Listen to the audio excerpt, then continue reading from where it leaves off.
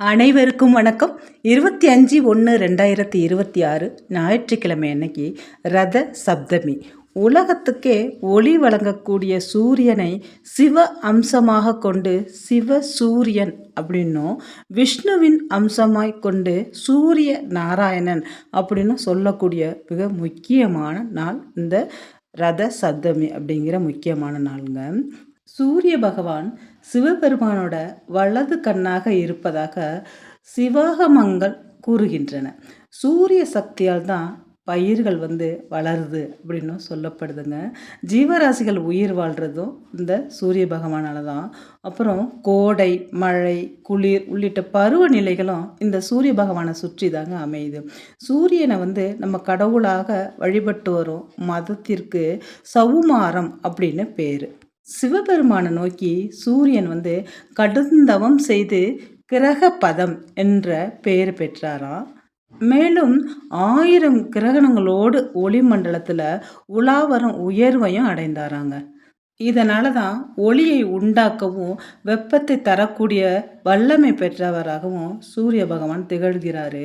அப்பேற்பட்ட இந்த சூரியன் பார்த்தீங்களாக்கா மேஷம் முதல் மீனம் வரையிலான ஒரு 12 ராசிகளுக்கும் செல்வாருங்க. அவர் ஒரு ராசியிலிருந்து அடுத்த ராசிக்கு செல்லும் சமயம்தான் மாத பிறப்பு நிகழ்கிறது. சூரியன் சஞ்சரிக்கும் ராசியின் பெயரை கொண்டு தான் அந்தந்த மாதங்களுக்கு பெயர்கள் வழங்கப்படுகின்றன. இப்போ சித்திரை மாத பிறப்பை சித்திரை விசு அப்படின்னு சொல்லுவாங்க. அதே மாதிரி ஐப்பசி மாத பிறப்பை ஐப்பசி விசு அப்படின்னு கூறுவாங்க. சூரியன் ஒருவராக இருந்தாலும் 12 ராசிகளில் சஞ்சரிப்பதால் 12 சூரியர்களாக ஏற்றுக்கொள்ளப்படுகிறார். இந்த சூரிய பகவான் ஏறி வரும் தேருக்கு பார்த்தீங்கன்னாக்கா ஒரு சக்கரம் உண்டுங்க. அந்த தேரில் பச்சை வண்ணமுடைய 7 குதிரைகள் பூட்டப்பட்டு இருக்கும். இந்த குதிரைகளை ஓட்டுறது யாருன்னு பார்த்தாக்கா ரத சாரதி அருணன் அவர் தாங்க. இவர் கால் இல்லாதவராம். சூரியன் ரதம் பொன்மயமானது. அந்த ரதத்துக்கு 5 ஆரங்களும் 3 நாபிகளும் இருக்கு. 3 நாபிகளும் என்ன செய்யுதுன்னா 3 காலத்தை குறிக்குமா. அதே போல இந்த சூரிய சக்கரத்தில் உள்ள 6 கட்டைகளும் 6 ருதுக்களை குறிக்குமாங்க. சக்கரத்தோட மேல் பாகமும் கீழ்ப்பாகமும் உத்தராயணம் தட்சிணாயனத்தை குறிக்குது. சூரிய பகவானுக்கு மிக உயர்ந்த விரதத்திலேயே மிகவும் உயர்வான விரதம் இந்த ரத சப்தமி அப்படிங்கிற விரதம் தான். அவரோட பிறந்த தினத்தை தான் இந்த ரத சப்தமியாக கொண்டாடுறோம். உத்தராயண புண்ணிய காலத்தோட தொடக்க மாதம் தான் தை மாதம். இந்த தை மாதத்தோட வளர்பிறை 7வது நாளில் வரும் சப்தமி திதி தான் ரத சப்தமி அப்படின்னு சொல்லப்படுது. ரத சப்தமி அன்று நம்ம சூரிய பகவானுக்கு விசேஷமான ஒளி ஒன்று உண்டாகுமாங்க. அது சூரியன் பயணிக்கும் தேரை இழுத்து செல்லும் 7 குதிரைகளுக்கும் ஒரு சேர வடக்கு நோக்கி திரும்பி பயணத்தை தொடங்குமா. இந்த ரத சப்தமி அன்னைக்கு நம்ம காலையில் எழுந்து நீராடுவது மிக மிக சிறப்பு. அன்னைக்கு நம்ம சூரிய ஒளி மேலே படுற மாதிரி ஆறு, குளம், கடல் இது மாதிரி குளிக்கிறது மிகவும் நல்லது. அது மாதிரி முடியாதவங்க மிக முக்கியமான ஒரு குளியல் இருக்குங்க. அது 7 எருக்கம் இலைகள் குளியல் தாங்க. 7 எருக்கம் இலையை வச்சு பெண்கள், ஆண்கள் இருவருமே இந்த நீராடலை செய்யலாம். இந்த 7ஐயும் எப்படி வச்சு நம்ம குளியல் பண்ணணும் அப்படின்னு பார்த்தீங்கன்னாக்கா, கைகள் 2, கால்களில் 2, தோள்களில் 2, தலையில் 1 வச்சுட்டு நம்ம தண்ணியை ஊற்றி குளிக்கணும். பெண்களாக இருந்தால் மஞ்சள் பொடி வச்சு குளிக்கணும். ஆண்களாக இருந்தால் அட்சதை வச்சு குளிக்கணும் அப்படிங்கிறது ஐதீகம். நம்ம இப்படி இந்த குளியல் செய்கிறதுனால என்ன ஒரு பலன் அப்படிங்கிற பார்த்தீங்கன்னாக்கா, அனைத்து செல்வ வளமும் நமக்கு கிடைக்கும், ஆரோக்கியம் கிடைக்கும் அப்படின்னு சொல்லப்படுது. இன்றைக்கி பார்த்தீங்கன்னா தந்தை இல்லாத ஆண்கள் எப்படி இந்த குளியலை குளிக்கணும் அப்படின்னு பார்த்தீங்கன்னாக்கா, தந்தை இல்லாத ஆண்கள், கணவரை இழந்த பெண்கள் எப்படின்னா 7 எருக்க இலைகளுடன் பச்சரிசி, கருப்பு எள் போன்றவற்றை தலையில் வைத்து குளிக்க வேண்டும். அடுத்த பிறவிகளில் இந்த நிலை வரக்கூடாது அப்படின்னு நினச்சிட்டு கருப்பு எள் இந்த எருக்க இலையை வச்சு குளிக்கணுங்க. இந்த எருக்க இலைக்கு அவ்வளோ ஒரு பவர் இருக்குங்க. அதுவும் இந்த ரத சப்தமி அன்னைக்கு நம்ம இந்த குளியலை செய்கிறதுனால சூரிய பகவான் மிகவும் மகிழ்ச்சி அடைந்து நமக்கு அத்தனை செல்வ வளங்களையும், நம்ம கேட்ட அத்தனை செல்வ வளங்களையும் நமக்கு வாரி வாரி வழங்குவார். நம் உடலில் உள்ள நோய்கள் எல்லாம் அகன்று மனதிற்கு ஒரு புத்துணர்ச்சி கிடைக்கும், உடலுக்கு ஒரு ஆரோக்கியம் கிடைக்கும். இந்த ரத சப்தமி அன்னைக்கு பார்த்தீங்கன்னாக்கா, சர்க்கரை பொங்கல் செய்து சூரிய பகவானுக்கு வழிபடுறது ரொம்பவும் விசேஷம். அதே போல உளுந்து வடை செய்தும் நிவேதனம் செய்யலாம். சூரிய பகவானுக்கு உகந்த கோதுமையால் செய்த சப்பாத்தி. இது வந்து அ சூரிய பகவானுக்கு மிகவும் உகந்தது. இந்த சப்பாத்திய கோதுமையால் செய்த சப்பாத்தி, வேற ஒரு கோதுமை பொங்கல் இந்த மாரி எதுவா இருந்தாலும் பரவால்ல. அன்னைக்கு வந்து இத தானமாக நீங்க பசுமாட்டுக்கு கொடுக்கறது மிக மிக விசேஷம். அந்த புண்ணியமும் நமக்கு சேர்ந்து கிடைக்கும். இந்த சூரிய உதயத்தின் போது குளித்து முடித்து இந்த விரதத்தை நம்ம அனுஷ்டிக்கிறதுனால மிகப்பெரிய செல்வந்தராகலாங்க. அந்த ரத சப்தமி அன்னைக்கு நம்ம பூஜைகள் செய்து நம்ம அன்னைக்கு சொல்ல வேண்டிய சூரிய பகவானோட காயத்ரி மந்திரம் ஓம் அஸ்வத் வஜாய வித்மகே பத்ம ஹஸ்தாய தீமகி தன்னோ சூரிய பிரசோதயாத் அப்படிங்கிற அந்த சூரிய காயத்ரி மந்திரத்தை 108 முறை சொல்லுங்க. தொடங்குற வேலைகளாகட்டும், நீங்கள் தொடங்குற தொழில்களாகட்டும், அதில் நல்ல பணிகள் வந்து சிறப்பாக அமையும். மேலும் மேலும் தொழில்களில் முன்னேறி நல்ல லாபம் கிடைக்கும்.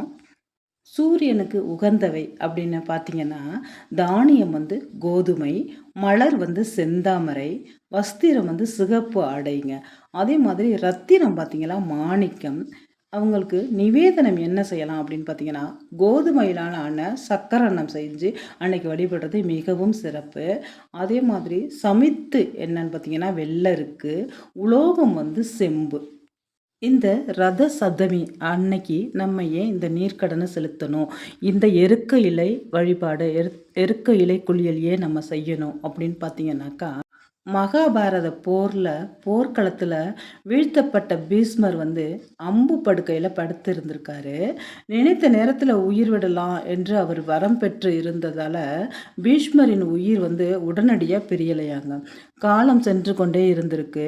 பலர் வந்து பார்த்த வண்ணம் சென்றிருக்காங்க. அப்போது வந்த வியாசர்கிட்ட நான் என்ன பாவம் செஞ்சேன், என் உயிர் ஏன் இன்னும் போகலை அப்படின்னு பீஷ்மர் வந்து மனம் வருந்தி இருக்காரு. அதற்கு வந்து வியாசர் என்ன சொன்னார் அப்படின்னு பார்த்தீங்கன்னாக்கா, "நீ வந்து எந்த தீமையும் செய்யலை. ஆனால் தீமை செய்யும் பொழுது அதை தடுக்காமல் இருந்திருக்க. அந்த தடுக்காமல் இருக்கிறதும் பாவம் தான்" அப்படின்னு சொல்லியிருக்காரு. அப்பதான் பீஷ்மருக்கு நினப்பு வந்திருக்கு. சபை நடுவே பாஞ்சாலியின் உடைகளை துச்சாதனன் துகிலிருந்தபோது அதை தடுக்காம இருந்த தவறு அவருக்கு அப்பதாங்க நினைவுக்கு வந்திருக்கு. அதனால தான் நமக்கு விமோச்சனம் இல்லையா என்று கேட்டார். அதற்கு வியாசர் சொல்லியிருக்காரு, எப்பொழுது நீ உன் பாவத்தை உணர்ந்தாயோ அப்போதே அது வந்து அகன்று விட்டது. இருந்தாலும் கண்டும் காணாமல் இருந்த உன்னோட கண்கள், செவி, வாய், தோல், கைகள், புத்தி, உள்ள தலை ஆகியவை வந்து தண்டனை அனுபவிக்க வேண்டும் என்பது விதி அப்படின்னு சொல்லியிருக்காரு. அதனால தான் இந்த 2 கையில், 2 காலில், 2 தோளில், தலையில் எல்லாத்துலேயும் நம்ம வந்து இந்த எருக்கன் இலையை வச்சு நம்ம குளிக்கும் பொழுது நம்ம தெரிஞ்சு செய்த பாவங்கள், தெரியாமல் செய்த பாவங்கள், பிறரை துன்புறுத்தினது, பிறர் மனது வருந்தும்படியாக நம்ம செய்த நிகழ்ச்சிகள் எல்லாம் தெரிஞ்சு செஞ்சோமோ தெரியாமல் செஞ்சோமோ எல்லாமே இது நம்மளை விட்டு போய்விடும். நம்ம அத்தனை பாவங்களும் போய்விடும். நமக்கு ஒன்றுமே வந்து ஒரு நல்லதே நடக்கும் அப்படிங்கிறதுக்காக தான் இந்த எருக்கன் இலை நீர் வழிபாடு செய்யணும். எருக்கன் இலை குளியல் செய்யணும் இந்த ரத சப்தமி என்று அப்படின்னு ஒரு வழிபாட்டு முறை வந்திருக்கு. அதே மாதிரி பீஷ்மர் வந்து அந்த எருக்க நிலை வழிபாடு 7 எருக்க நிலை வழிபாட்டை செஞ்சுருக்காரு. அதே மாதிரி அவருக்கு வந்து வெற்றி கிடைச்சிருக்கு. அவர் வந்து எல்லா பாவங்களிலிருந்தும் விடை பெற்றிருக்காரு. அவரோட உயிரும் நல்ல மாதிரி பிரிஞ்சிருக்கு. பீஷ்மருக்கு வந்து நீர்த்தார் கடன் செய்ய யாருமே இல்லாததால் தர்மர் வந்து வருத்தப்பட்டிருக்காரு. அவர் வியாசரிடம் கூறியிருக்காரு யாருமே இல்லை அப்படின்னு சொல்லிட்டு. அதற்கு தான் வியாசர் சொல்லியிருக்காரு, ரத சப்தமி என்று எருக்க இலையை வைத்து யாரார்கள் நீராடுகிறார்களோ அவர்களோட பாவங்கள் போகும், பீஷ்மருக்கும் நீர்க்கடன் அளித்த புண்ணியம் கிடைக்கும் அப்படின்னு சொன்னாராம். அதனால தாங்க இந்த ரத சப்தமி அன்னைக்கு நம்ம விரதம் இருப்பதும் எருக்க இலையை உடலில் பல அங்கங்களில் வைத்து குளிப்பதும் முக்கியமான ஒரு காரணமாக ஆயிற்று. அதனால் கண்டிப்பாக இந்த ஒரு முறையை நீங்களும் ரத சப்தமி அன்னைக்கு இந்த எருக்க இலை வழிபாடை கண்டிப்பாக செய்யுங்க.